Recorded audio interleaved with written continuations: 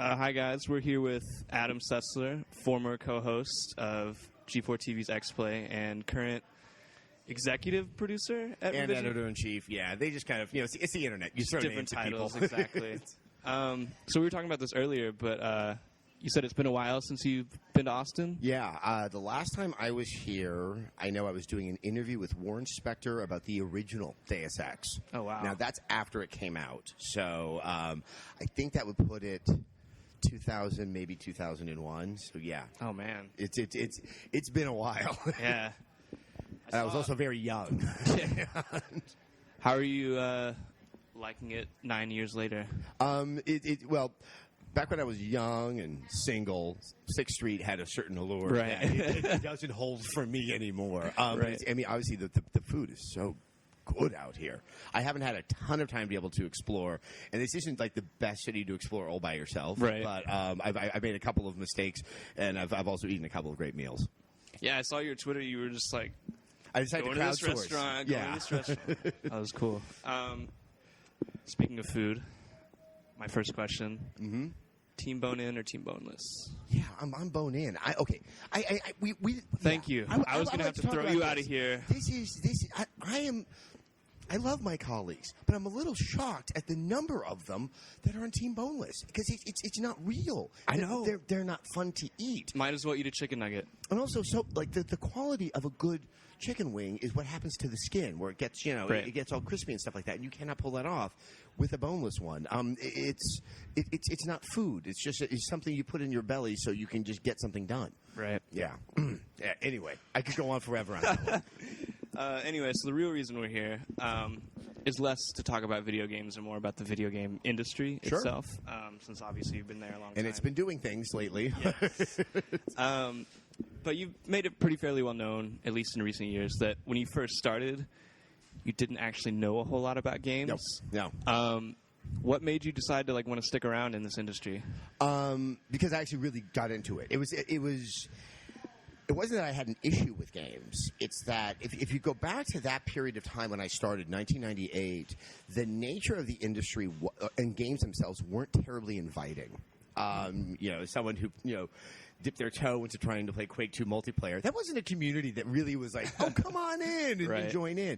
And just the nature of game design, a huge game at the time was Final Fantasy VII, they didn't really say, this is how you play it. Mm-hmm. And I would have probably been playing more games if that barrier wasn't there. And so what getting to do GameSpot TV did was it kind of forced the issue. Right. But it also really was consistent with things that I had wanted to do with myself, which was sort of looking at pop entertainment and finding value in it. I was an English major. I got really into critical theory, and there's so many fascinating questions that video games offer up in terms of their language, because a lot of that language is visual, and a lot of that language is kind of experiential, and the way that you slowly learn to have that communication with the game, it really kind of hit that sweet spot, and really, I didn't even question it. I was more worried that the job I had was not going to be successful, and I found myself going back to the real world. Right. But once I started, that was definitely something I found myself very interested in. Okay, cool. How have games, and I guess, or the industry itself, evolved since you first started, and has it all been for the better? I like the second part of that question. It's evolved significantly. It went from something that was niche, it was financially viable, but really grew into an essential industry. I do not see video games going away. I see them evolving a lot. I think also we've started to see more breadth in the types of games. Especially with the indie scene, we're seeing the essential experimentation that has to be happening. I also think that, and I know a lot of people dispute this, I like the fact that games have become more approachable. Normal mode is playable for most people, and I think that's how it should be. I'm very much sort of, I like the idea of games as a democracy, not as something that's more of an aristocracy for just that small margin of incredibly accomplished and skilled players. I'm getting older, as I've been saying recently in one of my Sessler somethings, I'm aware of the fact that there's things I cannot do in a game that I could do 15 years ago. On the downside, I think a lot of it has not been for the better because the cost of games has gone up so dramatically. and that's causing this really conservative take on what should go in a game. You know, obviously everyone complains about how many sequels there are, and to sort of look at a company like EA, they're just putting out the same thing every other year, and there's no sense of excitement, there's no sense of joy in what I'm playing, and that's why a game like BioShock Infinite comes around, and everyone just starts to rally around it, because A, it shows what the potential is of video games, but B, it's just something new, it's fresh, it's something that you can discuss, because, you know, something like Battlefield 4, it's like, wow, people in camo shooting people in the face. It really, you know, yeah, it's technically very, very impressive, but I don't think the technological side of games is really where the excitement is. I mean, we all expect it to be there to be a lot of technology. We want to see experimentation. So I'm really hoping that what we see with the new consoles is an infusion of interest and excitement to try to do something new on that AAA level. You know, let's see some of the excitement that we're seeing on the indie scene happen in the large commercially viable scene. Right. Actually, you mentioned one of my questions on that Sessler something about. I think it was God of War. It was God of War Ascension. Yeah. I am now of the mind, though, that what I encountered there was not supposed to happen. Okay. I've heard so many stories. I have some colleagues that have found it incredibly hard, and some people that didn't. And I'm not trying to make an excuse for myself, but the spike in difficulty there was so dramatic and was so inconsistent with game design that I wonder if there was a bug that had been triggered, because the behavior of the AI on screen just didn't seem right. Right. But you mentioned that you have these anxieties about, like, maybe reaching a point one day that you won't be able to effectively play a game enough to review it. Yeah. So, hypothetically speaking, if that did happen, how much of your job would be affected? Like, how much of your day-to-day 9-to-5 life is sitting down and playing a video game? It's been a lot more since I went to Revision 3. One of the luxuries back when I was on G4 and sort of my status there, and the fact that there was a large staff. So I could just sit around and cherry pick games that I kind of wanted to try out on my own. And I would play some other games, you know, on the off time.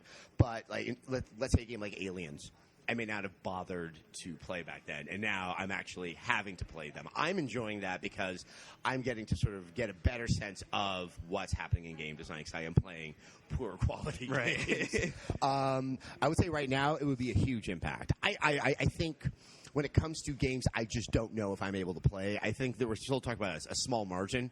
Let's say Dark Souls. I would be a little bit anxious if that was being presented to me. Right. Also, there are also matters of time. On the other hand, I still want to cover the industry and what's happening on the business side more and more. That becomes less impacted if something like that was to happen. I'm still giving myself about another 10 years, I think, of viability, unless something really crazy happens in game design. So I guess it's been almost to the day a year since you left or were fired or you whatever. Might be right, because I think it was April. Wasn't it? I know it was in April, right? And we're in early. You might April. Be, yeah. I should pour one out for this dead homie right here. But what's the transition to Rev3 been like? Like, how is broadcasting over YouTube different than, say, a TV station? It's a lot different. There's pluses and minuses. I think if I ever have to make a transition again, I would love to never make a transition into what this first quarter was in the game industry with an absurd number of releases. So there was definitely a trial by fire that I had to endure.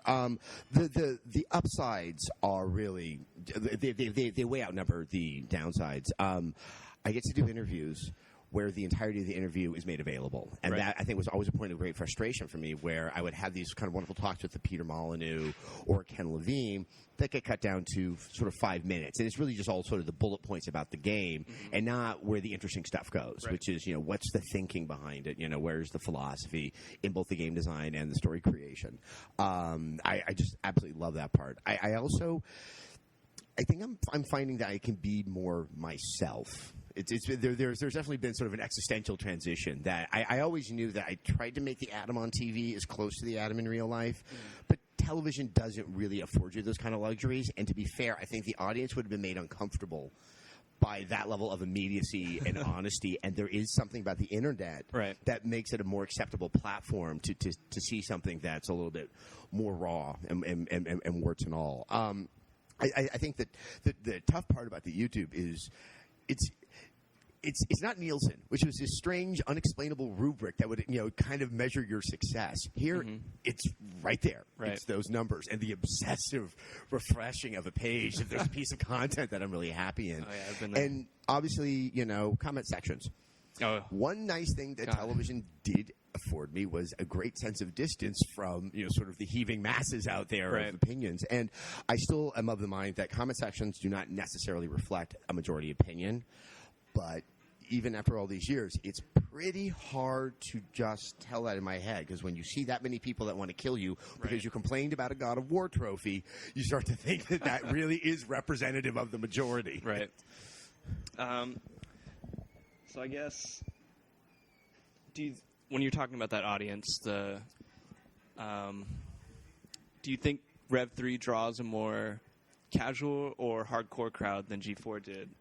I think it's a more hardcore crowd, but I've also seen a lot of people that have come over from the G4 days. Right. I don't want to say the entire G4 crowd was casual, Right. but one of the things I've said that always kind of faded let's say X-Play, not G4, but X-Play was going to be going off the air, is that the rise of the internet as the primary way that you get your game information is, that happened years ago. Mm-hmm. And why would you wait till 6:30 in the evening to find something out that you could just go on Kotaku, right, and see at 10 o'clock in the morning when it was fresh and when it was relevant, and you could join in the discussion on social networks out there.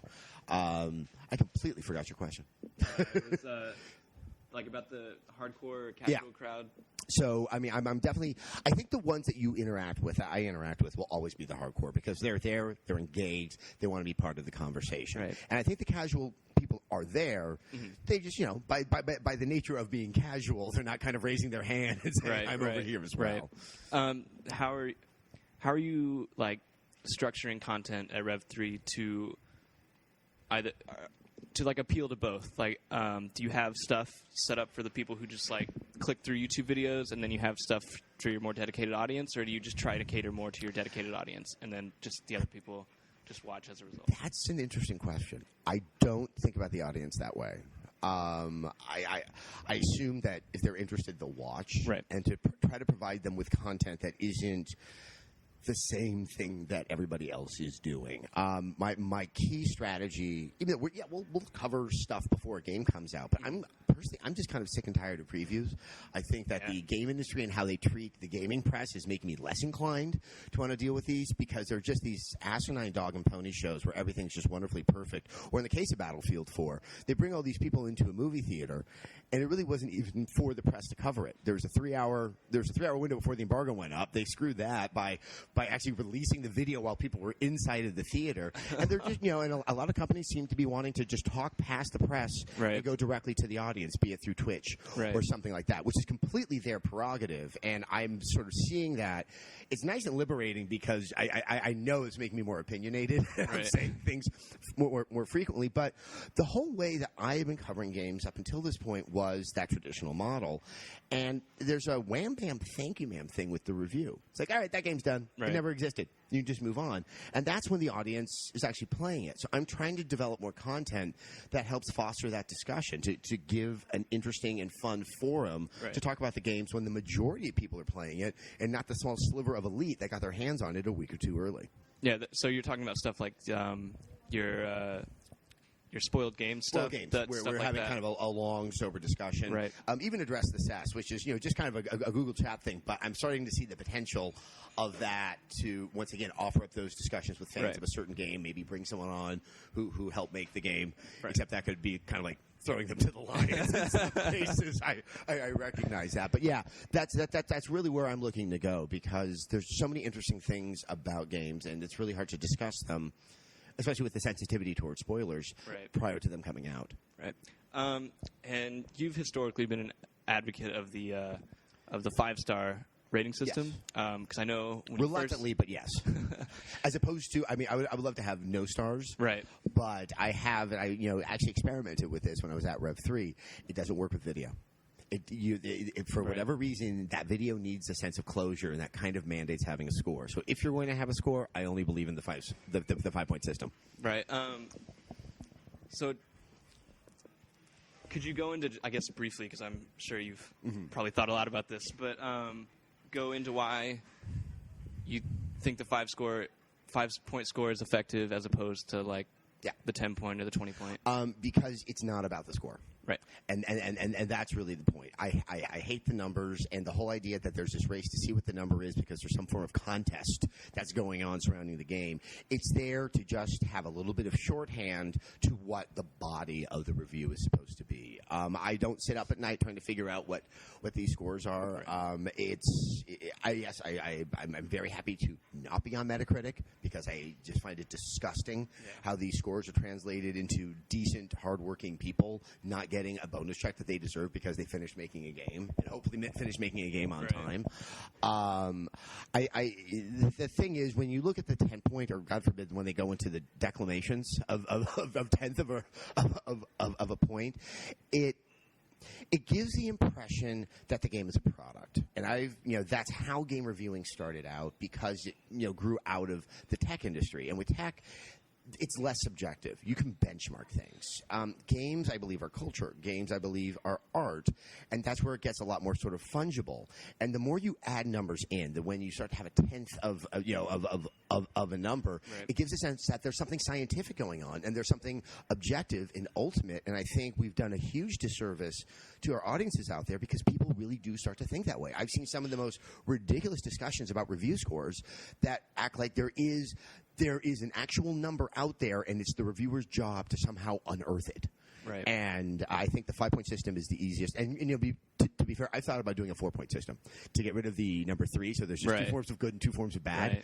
Right. But 5, that just opens up a whole other can of worms. Right. Yeah. Because I remember hearing Jeff Gerstmann talk about that. How in the GameSpot days they would have formulas to calculate. Remember, I used to work on GameSpot TV. I remember that. It presented it like a mathematical rubric where you broke it down and you aggregated. And but you were saying, I'm sorry I interrupted you. No, it's fine. Just like that just seemed so weird to just work out all this math just to find a number that you can put on your opinion. That just seems really exactly weird. They did have something called reviewer's tilt, which was a way to kind of adjust it, because if you didn't have that, think about a game like Tetris. Yeah, graphically it's not all that much. Right. It doesn't have the most remarkable sound design, but it is one of the most fun games you can ever play. Right. What's something you feel is lacking within games journalism? Something. I don't want to speak too much for my colleagues because I like them all, and I'm going to preface this with one thing, and then we're going to get to what I actually think. There's with game journalism, especially recently, there's all this kind of like people are reporting on other people. They think there's all these problems, this whole sense of corruption, and I find it odd sometimes because it once again implies that there's a lost purity, right? And it's something that I don't even see in actual journalism. And no, I do not consider what I do to be that much journalism. It's video games. And I find myself more of a pundit than I do as a journalist. And I think it's because we're games and we kind of know in the back of our heads. I'm going to say I really don't like to speak for my colleagues. That in the back of our head that I try to say that I'm more serious than what games journalism would kind of, represent to someone who wasn't in the know, that there's this feeling of policing. And if you take a look at the broader swath of journalism, there's going to be people out there that do things that are questionable in their ethics, that are questionable just in their approach and their attitude, and that's part of the ecosystem. Right. And that it's not really for me to judge them. It's for the audience to decide, okay, if you like that, that's fine. There are things that I will grumble about to my closer colleagues about certain practices, and that we feel that maybe it's impacting our ability to do our reporting. But once again, it is people's prerogative, and it's really for sort of the audience to decide if they want to stay with something or not. Having said that, I would like to see in game journalism that we kind of pull back, and once again, this is happening in a lot of journalism, that everything has to be presented as contest. And that everything is like, this has to be better than this, or is it going to be a fight? I mean, this goes back generations. But almost is like playing to the fanboy mentality. Right. And I think doesn't do our audience well. I would also love to see more efforts, and there are a lot being done by a lot of different sites trying to create a better maturation in behavior, in attitude, in critical thinking from our audiences, because right now what we're presenting, not as journalists but with our audiences, is not the best representation of games. You know, it's a pretty ugly, nasty thing what happens in those comment section, and yeah, we can make fun of it all we want, but it's not going to help us in the long run. It's never going to sort of put us into the larger social spectrum if this is kind of what the gaming audience chooses to represent itself as. And I think there are efforts that we can do on the writing side to kind of force behavior and thought that's a little bit more cogent and pleasant. Right. Let's see. Do you ever see yourself like hopping the fence and taking a crack at like developing a game yourself? I don't think I would ever develop a game.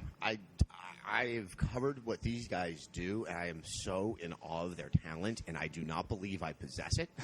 Have I flirted with the idea that I would maybe work for a larger publisher and curate this kind of talent? That's something I've always toyed with. I think I'm better suited for something like that than the almost heartbreaking process of trying to make a game. Right. So, BioShock Infinite has been making a lot of discussion. Waves? Yeah. And a lot of it's been in regards to like the themes the games present, like racism and like religious zeal and stuff. Do you think that, like, if we look back 10, I guess 20 years from now, do you think, looking back, that Infinite's going to be an exception? Or do you think games are slowly moving to where they can start tackling just controversial issues like that?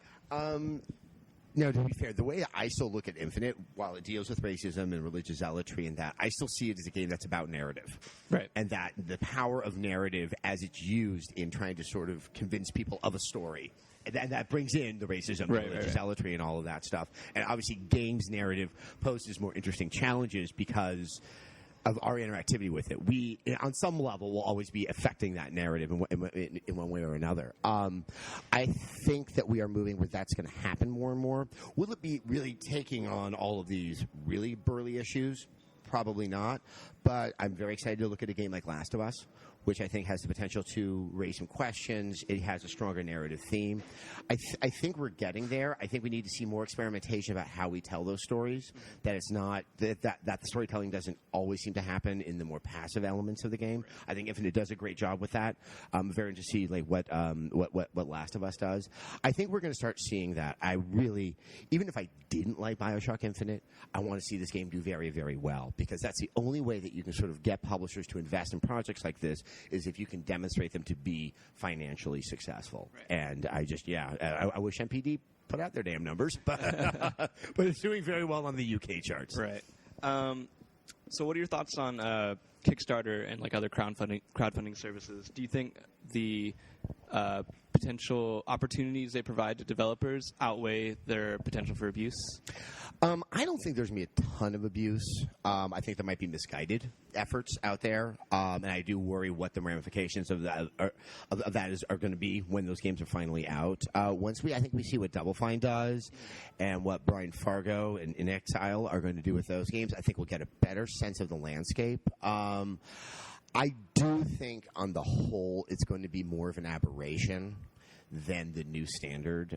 There really was a novelty that's surrounding the Kickstarter, and I think in maybe another year, when this happens less frequently, that it's just not going to get the level of excitement. But I'm very interested to see what happens when you do have developers that don't have a publisher to answer to. Right. Sometimes publishers do provide good things, such as discipline. Right. You know, I don't see them as all bad, but at the same time, they can really muck around. I mean, I can say very easily, having come out of television and a large network, what happens when all the people in the middle decide to opine on something? You tend to just see it just picked apart. Anything that made it special, unique, or compelling is there because everyone has their perception of what the audience is. Right. And I don't think any of these people have ever gone out to see an audience. Right. What do you think? I guess this is kind of similar to the other question, but since the other one was dealing with journalism, what do you think is the most positive trend in games themselves? God, that's a question I should have an immediate answer for. But things have been so caustic and nasty out there that I wasn't actually preparing thoughts about what are the positive things. I think a better understanding of the power of that narrative form. I think I'm going to have to go back to BioShock Infinite. That seeing Elizabeth. And so many small decisions that were made with that character to not – I don't think there was ever a risk that game was going to look realistic, but to really kind of know from the get-go that to have the character be far more stylized because the face could emote more, but then to understand the responsibility to have absolutely spot-on animations that really did evoke memories of Disney and the very best of Pixar, and that's how you create this emotional bond with the character. I think – if we can get a better sense of those kind of narrative experiences where you just kind of sit back and you really had an experience, that really makes the strongest case for games as a narrative medium, because they're not in that they're no longer aping what you get out of books and what you get out of movies. I would also like to think that when you have such a central character that's a woman in a game, that we will start seeing a little more variety in terms of our subject matter and the characters that are represented in them. Yeah. I think after the experiences that happened at GDC, there has been something of a wake-up call that this is looking a little bit pathetic in terms of just how kind of masculine power fantasy every game has to be. But I think, once again, if we're going to fix that, it's fixed through narrative. It isn't fixed through just shoehorning a character in to pacify an audience. So on the flip side of that, what do you think is the most negative trend? Well, we've already talked about the fact that there's almost like the level of creative conservatism that's happening in AAA games. I think there's a nastiness in a lot of games that I've been playing lately, and I think it comes from the fact that they are so cookie cutter and this expectation that the audience just wants violence for violence's sake. I'm not against violence in games, but I've been reacting more and more to instances where I'm like, that's there to just kind of trigger a Pavlovian response from your audience members. Right.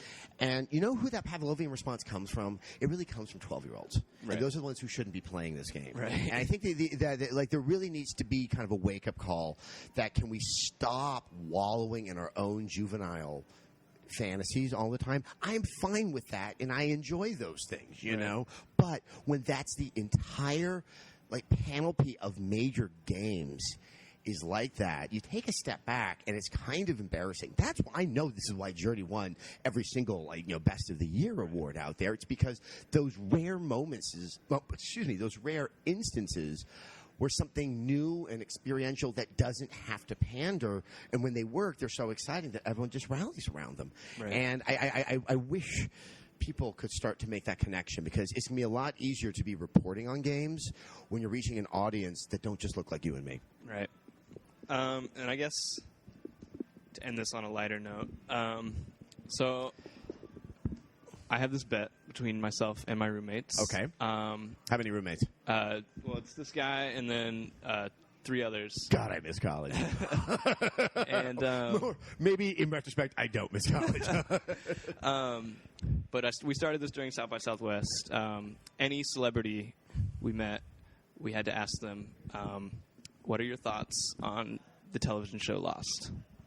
I never watched it. Killing me. I know. Killing me. You know who you want in this seat right now? You want Patrick Klepek. I know, yeah. You want Patrick Klepek to answer that question. Exactly. I stopped watching network television many, many years ago because, A, I had no confidence they could do it right.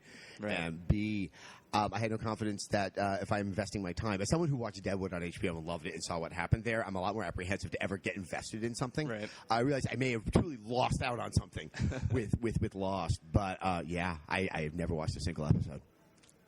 Everyone else I've asked said the exact same thing. Really? Every single famous person I've asked had never seen the show. Yeah, I think it's also, I'm playing games a lot. So if I'm watching television, it is because I've chosen not to sit down and play a game. Right. So it does make me more selective. Okay, well, cool. Thank you very much for your time. My pleasure. This was a lot of fun. No, it was. Thank you. Thanks.